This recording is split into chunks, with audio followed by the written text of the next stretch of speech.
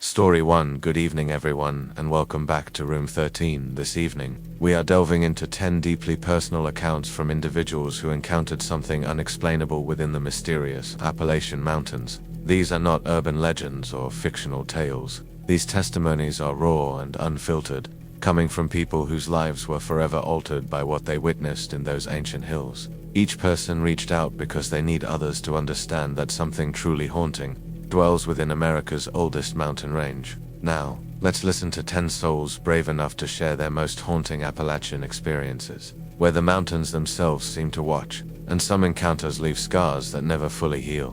What I am about to tell you occurred just 6 months ago, and I still cannot sleep through an entire night. I constantly feel like I am being watched, even within my own home. I do not know if what I encountered in those mountains was human or something else entirely, but I know I will never go back. My name is Sarah, and I need to share this because perhaps someone else has experienced what I did. Maybe someone can explain what is still hunting me. I have been hiking the Appalachian trails for over 15 years. I am not some weekend warrior who gets lost searching for Instagram photos. I know these mountains like the back of my own hand, or at least, I believed I did. I am a certified wilderness guide. I carry proper gear, and I have spent countless nights alone in the backcountry without a single moment of unease. The mountains have always been my sanctuary, my peaceful escape from the chaos of everyday life. I am most comfortable when it is just me, my pack, and the endless ridgeline stretching toward the horizon. This particular trip was supposed to be a 3-day solo camping excursion in a remote section of Virginia's Blue Ridge Mountains.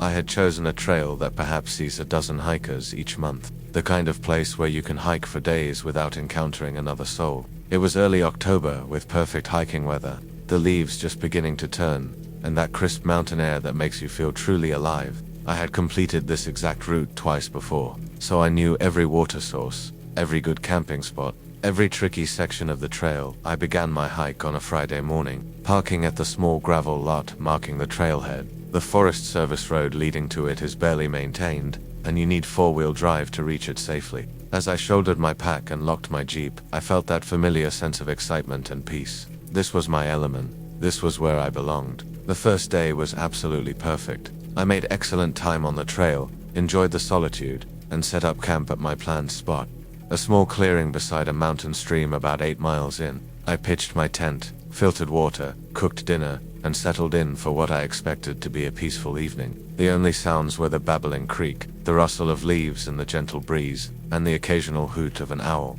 But as I sat by my small campfire that first night, something felt off. I could not put my finger on it initially. The forest seemed quieter than usual. No small animals scurrying through the underbrush, no night birds calling to each other. Just an unusual stillness that made me more aware of every sound I made. When I shifted position, the crinkle of my jacket seemed unnaturally loud. When I stirred the fire, the pop of burning wood echoed strangely through the trees. I chalked it up to my imagination and went to bed around 10 o'clock. But throughout that first night, I kept waking up, not from nightmares or discomfort, but from this nagging feeling that something was watching me. You know that sensation when someone is staring at you from across a room? It was like that, but amplified. I would lie perfectly still in my sleeping bag, listening intently, but I heard nothing out of the ordinary.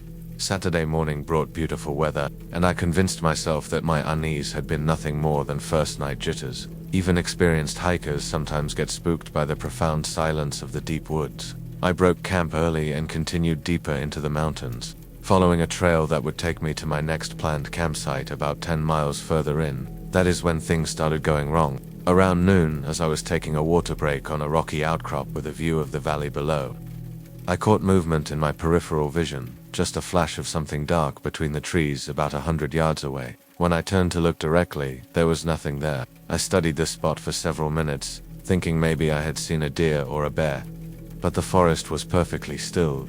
An hour later, it happened again. This time, I was certain I saw a figure, tall and wearing dark clothing, moving parallel to the trail about 50 yards to my left. But when I stopped and called out, "Hello, is someone there?" my voice echoed back unanswered. The silence that followed felt oppressive, as if the entire forest was holding its breath. I tried to rationalize it. Maybe another hiker was taking an alternate route. Maybe I was seeing shadows cast by moving clouds. But my instincts, the same instincts that had kept me safe in the wilderness for years, were screaming that something was wrong. By late afternoon, I reached my planned campsite for the second night. It was another small clearing, this one surrounded by towering hemlocks that created natural walls on 3 sides. I had camped here before and always felt secure, but now the enclosing trees felt more like a trap than protection. As I set up my tent, I noticed something that made my blood run cold. In the soft earth near the fire ring, there were footprints, fresh ones, boot prints that were definitely not mine. They were larger with a different tread pattern. Someone had been in this clearing recently.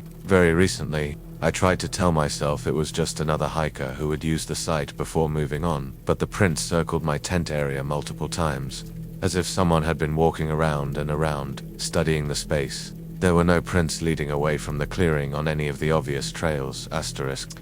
That second night was when my world truly shifted into nightmare territory. I did not build a fire. Something told me I needed to stay hidden, to not announce my presence any more than necessary. I ate a cold dinner in my tent as darkness fell. Every sense was heightened. Every shadow was suspect. The silence was complete now. No insects, no night birds, nothing. It was as if the entire forest ecosystem had fled from something. Around midnight, I heard it for the first time. Footsteps, slow, deliberate footsteps, circling my camp. They moved with purpose, but no urgency, as if whoever was out there knew I was not going anywhere. The steps would pause for long minutes, then resume, always maintaining that same measured distance from my tent. I lay frozen in my sleeping bag, barely breathing, clutching my knife. The footsteps continued for what felt like hours. Sometimes they seemed to come from multiple directions, as if there was more than one person out there, but I never heard voices. I never heard the normal sounds people make when moving through the forest at night. When dawn finally broke, I unzipped my tent with shaking hands. The footprints from the day before were gone, but new ones had taken their place. These circled even closer to my tent, and some were pressed so deep into the earth. It was as if something incredibly heavy had made them. I packed my gear in record time and started hiking out. I had planned to spend one more night, but every fiber of my being was telling me to get out of those mountains immediately. The trail back to my car was 12 miles, and I intended to cover it as fast as possible, but the forest had other plans. About 4 miles into my hike out, I realized I was lost. The trail I had followed dozens of times before seemed to have changed overnight. Markers I remembered were gone. The path forked where it had never forked before. My GPS unit showed my location as somewhere impossible. According to the device, I was standing in the middle of a lake that did not exist. Panic began to set in as I realized I was being herded. Every wrong turn I took led me deeper into unmarked wilderness. Every time I tried to backtrack, the trail behind me looked different than when I had hiked it just minutes before. Asterisk. And then I saw my stalker. It was standing on a ridge about 200 yards away, perfectly still, watching me. From that distance, I could not make out details, but it was definitely human-shaped. Tall, wearing dark clothing that seemed to absorb light rather than reflect it. When I raised my hand to wave, it did not respond. When I shouted, it did not move. It just stood there watching. I ran. I crashed through the underbrush, abandoning the trail entirely, heading in what I hoped was the direction of my car. Branches tore at my clothes and pack. I fell multiple times, scraping my hands and knees on rocks and roots. Behind me, I could hear something following, not running, just maintaining that same steady pace. Like it knew it did not need to hurry. Hours later, exhausted and disoriented, I stumbled onto a gravel road I did not recognize. But it was a road which meant civilization. I followed it until I found a house where the residents called the sheriff for me. When the deputy arrived, I was barely coherent, babbling about being followed and stalked in the woods. The search and rescue team found my Jeep 2 days later. My 3-day supply of food was gone along with several pieces of gear that had been securely packed in my tent. The deputy said it looked like someone had been camping in my gear for weeks, but that was impossible. I had only been in the woods for 2 days. To this day, I cannot explain what happened in those mountains. I cannot explain how I got lost on a trail I knew by heart, or how my gear ended up scattered across a campsite I had never seen before. I cannot explain the footprints that appeared and disappeared, or the figure that watched me from the ridgeline, but I know one thing with absolute certainty. Something in those ancient mountains wanted me to stay. Something that does not show up on maps or leave normal tracks. Something that is still calling my name on quiet nights, whispering from shadows that should not exist. I have moved twice since then, but the watching never stops. And sometimes when I am alone in my apartment at night, I can swear I smell hemlock and mountain air seeping under my door. Story 2. This happened 3 years ago, but I still wake up in cold sweats. My family thinks I am losing my mind, but I know what I saw in that hollow. There are things in the Appalachians that should have stayed buried, and I accidentally disturbed one of them. My name is Marcus, and I used to be passionate about genealogy research. Some family histories are meant to stay lost. I had spent 5 years tracing my mother's side of the family tree, following paper trails and cemetery records back through generations of Appalachian settlers. It is painstaking work, but I loved the detective aspect of it, piecing together lives from fragments of documents, birth certificates, and faded photographs. My great-great-grandmother, Abigail Thornton, had always been a mystery. She had appeared in census records in 1890, married to my great-great-grandfather in a remote hollow in eastern Kentucky. There was no record of her before that, no birth certificate, no family connections, nothing. It was like she had materialized from thin air. After months of dead ends, I finally found a breakthrough. A distant cousin reached out through a genealogy forum, claiming he knew where Abigail's original homestead still stood, deep in the Daniel Boone National Forest in a hollow so remote it did not appear on modern maps. He said his grandfather had been the area's unofficial historian for decades and had kept detailed records of all the old families and their properties. His name was Ezra Caldwell, and when we spoke on the phone, his voice carried that distinctive mountain accent that spoke of generations rooted in those hills. He offered to guide me to the homestead, warning that it was a difficult hike and that the Forest Service road leading to the trailhead was barely passable, but he seemed genuinely excited to help someone research the area's history, and his knowledge of the region appeared encyclopedic. We arranged to meet on a Saturday morning in October at a gas station in the small town of Whitesburg. I drove down from Ohio with my camera gear, laptop, and portable scanner, expecting to spend a day documenting whatever remained of Abigail's home and maybe finding some family artifacts that could fill in the gaps in her story. Ezra was exactly what I had expected. A wiry man in his 70s with weathered hands and sharp blue eyes that seemed to take in everything at once. He wore faded jeans, work boots, and a flannel shirt that had seen better decades. His pickup truck looked like it had been navigating mountain roads since the Carter administration, but he assured me it was the only vehicle that could handle where we were going. The drive to the trailhead took nearly an hour on increasingly narrow and deteriorating roads. Ezra filled the time with stories about the old families who had settled these hollows in the 1800s, their feuds and tragedies, and how most of the homesteads had been abandoned when coal mining moved into the area in the early 1900s. He spoke about Abigail's family with particular knowledge, mentioning details about their property and lifestyle that were not in any records I had found. The Thorntons kept to themselves, he said as we bounced over a particularly brutal section of road. Even by mountain standards, they were private folks. Abigail's father, Silas, he had a reputation for dealing with things that other folks wouldn't touch. Problems that the church couldn't solve, if you catch my meaning.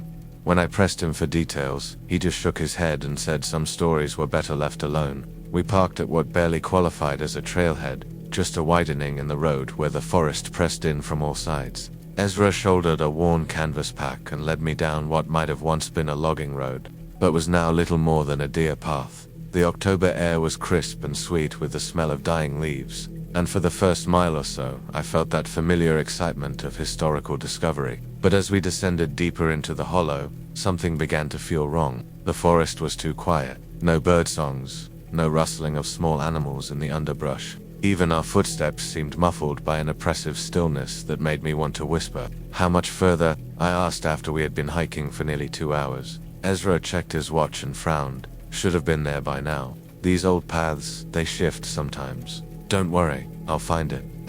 Another hour of hiking brought us to a clearing that took my breath away, but not for the reasons I had expected. Standing in the center of the hollow was a 2-story log cabin that looked like it had been built yesterday. The chinking between the logs was fresh. The roof showed no signs of weather damage, and glass windows reflected the afternoon sunlight without a crack or chip visible. This can't be right, I said, approaching cautiously. This house is supposed to be over a century old. Ezra had gone very quiet behind me, and when I turned to look at him, his face had gone pale. This ain't how it was last time I was here, he muttered.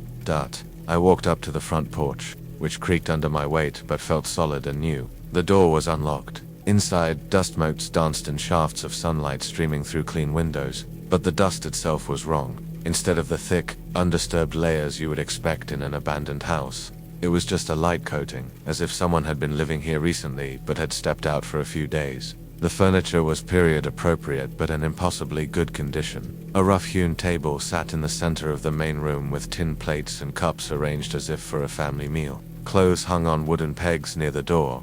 Women's dresses of faded but intact fabric. Men's work shirts that still smelled faintly of wood smoke and sweat. I called but got no response. When I went back outside, he was standing at the tree line, staring at the house with an expression I could not read. "We need to document everything," I said, pulling out my camera. "This is incredible. It's like a perfectly preserved time capsule." But when I tried to turn on my camera, nothing happened. The battery showed full charge, but the device was completely dead. My phone was the same, full signal according to the buzz, but when I tried to take a photo, the screen went black. That is when I noticed the footprints. In the soft earth around the cabin's foundation, there were fresh boot prints, recent ones. Someone with small feet, probably a woman, had been walking around the house. The prints led to various windows as if someone had been looking inside, but they did not lead away from the house on any visible path. "Ezra, are you seeing this?" But when I turned around, he was gone. I called his name repeatedly, my voice echoing strangely off the surrounding hills. There was no response, no sound of movement in the forest. It was as if he had simply vanished.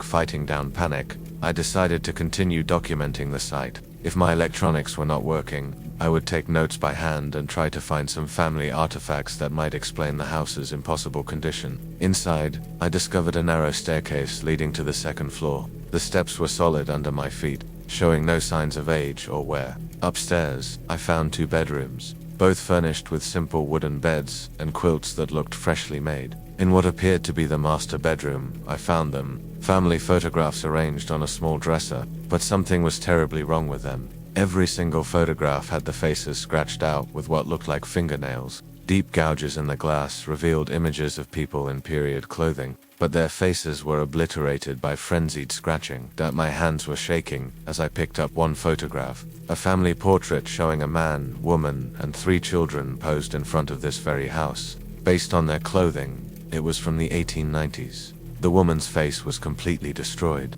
but I could make out enough of the man to see a resemblance to my own features. That is when I heard the voices downstairs. Muffled conversation was drifting up from the main room, a man's voice and a woman's discussing something in urgent whispers. I crept to the top of the stairs and listened, but I could not make out the words. The voices sounded like they were coming from underwater, distorted and strange. "Hello," I called down. "Is someone there?" The conversation stopped abruptly, replaced by a silence so complete it felt like a weight pressing down on me. I descended the stairs slowly, each step seeming to echo forever in the suddenly cavernous house. The main room was empty, but now there were fresh, muddy footprints on the wooden floor, prints that had not been there minutes before. That is when I noticed the basement door. Set into the floor near the back wall was a heavy wooden trapdoor. I swear had not been there when I first entered the house. It was standing open, revealing wooden steps disappearing into darkness below. Against every instinct screaming at me to run, I found myself walking toward that opening. The voices were coming from down there now. Clearer, more distinct. A man arguing with a woman about something that had to be stopped before it got out. I descended the steps using my dead phone's flashlight function, which somehow worked now. The basement was larger than the house's footprint should have allowed. Stretching back into shadows my light could not penetrate. The walls were rough stone, and the air smelled of earth and something else. Something sweet and rotting. Along the far wall were shelves lined with glass jars containing things I did not want to examine too closely. In the center of the room was a wooden table carved with symbols I did not recognize, stained with what looked like rust but probably was not, and scattered across the table were dozens of journals, all written in the same feminine handwriting. I opened the top journal with trembling hands. The first entry was dated just 3 days ago. "He's coming back. I can feel him getting closer. The family line is almost complete, and then I'll be free to rest. Marcus is the last one. When he arrives, it will all be finished." My own name written in faded ink in a journal that looked a century old. I flipped through page after page of entries spanning decades, all referring to family members who had come home to the Hollow. Entries about my grandfather's visit in 1962 when he chose to stay. About my great-uncle's arrival in 1983 when he understood his purpose. The final entry dated yesterday. Ezra brought him just like the others. "The door is open. The family can be whole again. That is when the basement door slammed shut above me. I raced up the stairs, pushing against the trap door with all my strength, but it would not budge. Something heavy had been placed on top of it, something far heavier than furniture. From above, I could hear footsteps moving around the house. Multiple sets of footsteps, some light, some heavy, all circling the basement door, and voices, my family's voices. My grandfather calling my name, though he died when I was 12. My great-uncle laughing, a sound I remembered from childhood visits, and a woman's voice, patient and kind. "Come upstairs, Marcus. It's time to come home. It's time to join the family." I used my keys to chip away at the mortar around the basement's back wall, working frantically as the voices above grew more insistent. After what felt like hours, I managed to create an opening large enough to crawl through. I emerged into the forest. Behind the house, just as full darkness was falling, the cabin now looked the way it should have, abandoned with broken windows and a sagging roof. But lights flickered in those broken windows, and shadows moved back and forth across the gaps. I ran through the forest, crashing through underbrush in what I hoped was the direction of Ezra's truck. Branches tore at my clothes and face, but I did not stop until I reached the road. The truck was there, but Ezra was not. The keys were in the ignition, as if he had left them there deliberately. I drove that ancient pickup down the mountain road faster than was safe, not stopping until I reached the gas station where we had met.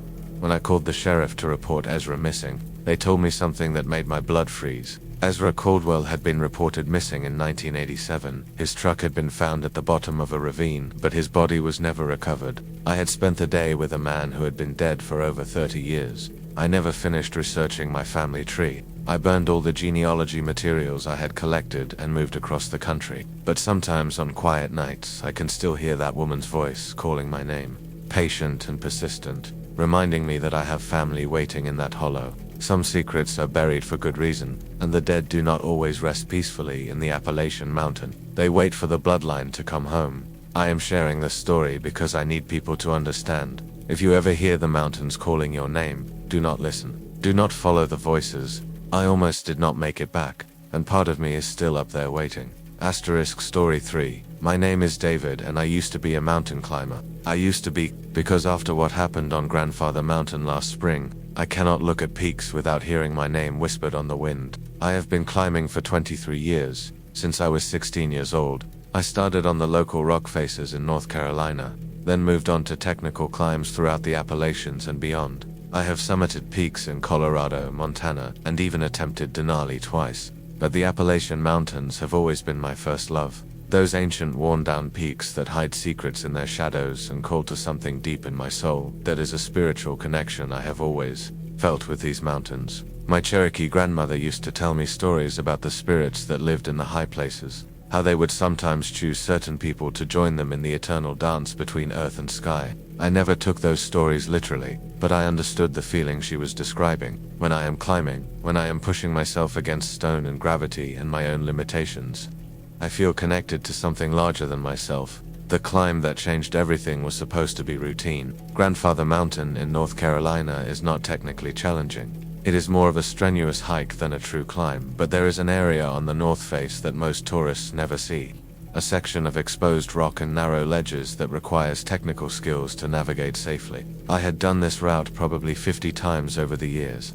Usually when I needed to clear my head or reconnect with why I started climbing in the first place. I set out alone on a Thursday morning in early May. The weather forecast was perfect. Clear skies, mild temperatures, light winds. I planned to take the tourist trail to the top, then rappel down the technical route on the north face, something I had done many times before. It is a beautiful descent, offering views of the valley that few people ever experience. The hike to the summit was unremarkable. I passed a few other hikers on the main trail, exchanged pleasantries, and reached the top around noon. The observation deck was busy with families and amateur photographers, so I found a quiet spot away from the crowds to eat lunch and prepare my gear for the descent. That is when I first heard it. David, my name called out clear as day, coming from somewhere beyond the tourist areas. Not shouted, but spoken at a normal conversational volume, yet somehow, I could hear it perfectly over the wind and the chatter of other visitors. I looked around, thinking maybe someone I knew had spotted me,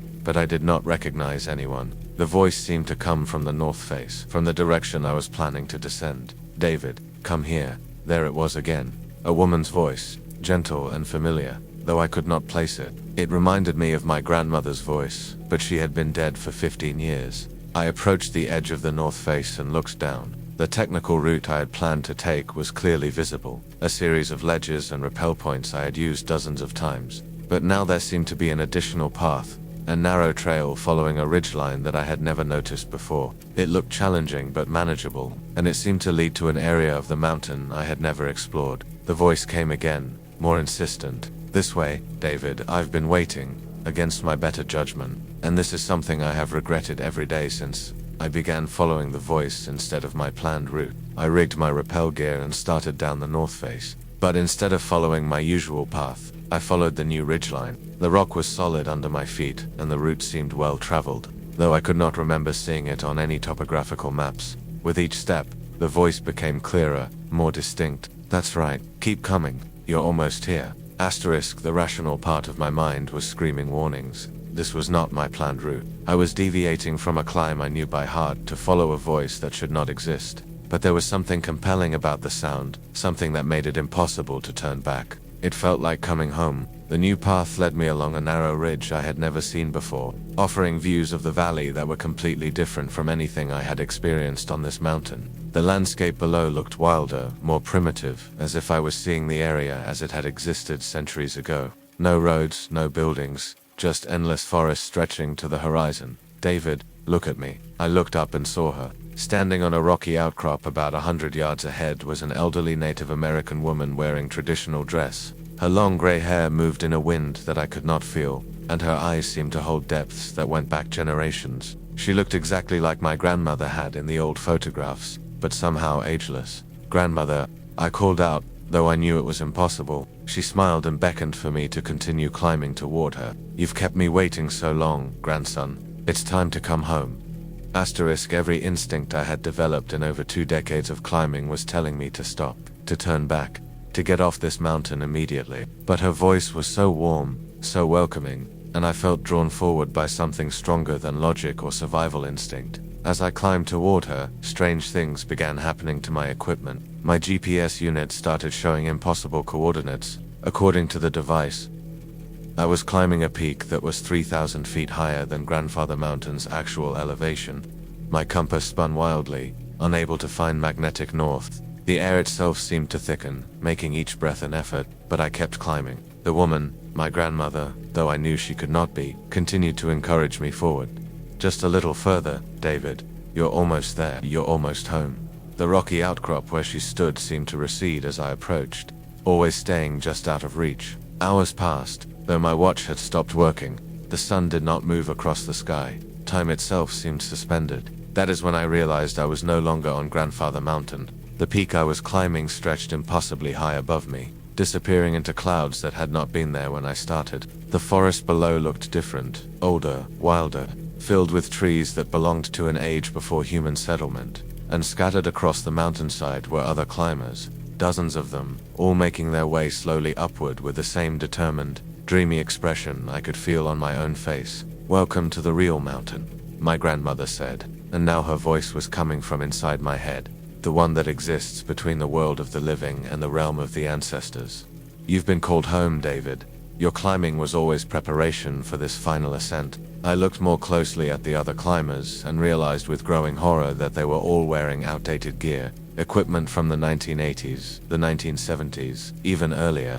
Some wore climbing gear I had only seen in historical photographs. They moved with mechanical precision, never resting, never looking back, their faces serene and empty. "How long have they been climbing?" I asked. "Time has no meaning here," she replied. "They climb the eternal mountain, searching for a summit that can only be reached by those who truly understand what it means to be one with the stone and sky." The rational part of my mind finally broke through the spell. This was not my grandmother. This was not real. I was experiencing some kind of hallucination, possibly altitude sickness or dehydration, and I was in serious danger. I fumbled for my emergency beacon, the satellite device I always carried on solo climbs. My fingers were clumsy, as if the thin air was affecting my coordination, but I managed to activate the distress signal. The moment I pressed the button, everything changed. The woman who looked like my grandmother let out a shriek of rage that seemed to come from the mountain itself. "You can't leave. You've been chosen. The mountain has called you." The other climbers turned to look at me, their faces no longer serene, but hungry and desperate. They began moving faster, scrambling over the rocks toward my position with inhuman speed. I rappelled down the face as fast as I dared, abandoning proper technique in my desperation to escape. The beacon's GPS coordinates were being transmitted to search and rescue, but according to its display, I was somehow 15 miles from where I had started the climb. Behind me, I could hear the woman's voice, no longer gentle, no longer familiar, screaming my name. "David, you belong to the mountain now. You can't escape." The other climbers were following me down, moving impossibly fast across terrain that should have required careful navigation. But as I descended, they seemed to become less solid, more like shadows cast by moving clouds. I rappelled for what felt like hours, following instinct rather than any planned route, until finally my feet touched solid ground. I was at the base of Grandfather Mountain, but in an area I had never seen before. My car was nowhere in sight and the tourist facilities were gone. The emergency beacon signal had reached a search and rescue team, and I could hear helicopter rotors in the distance. When they found me 3 hours later, I was sitting beside a road that did not match their maps, 12 miles from where I had parked my car. The rescue team said they had lost my beacon signal multiple times during the search, as if I had been moving between locations faster than it should have been possible. When they asked me to describe my route, I could not. The ridgeline I had followed, the impossibly high peak, the other climbers, none of it existed on any map or aerial photograph. They found my car in the parking lot where I had left it, with all my backup gear still inside. According to the timestamp on my emergency beacon activation, I had been missing for 7 hours, but I had no memory of how I had gotten from the summit to the location where they found me. The doctors at the hospital ran every test they could think of: blood work for toxins, brain scans for signs of stroke or seizure, psychological evaluations for signs of break from reality. Everything came back normal. Physically, I was fine. Mentally, according to their tests, I was stable and lucid. But I know what I experienced on that mountain, and I know it was not a hallucination.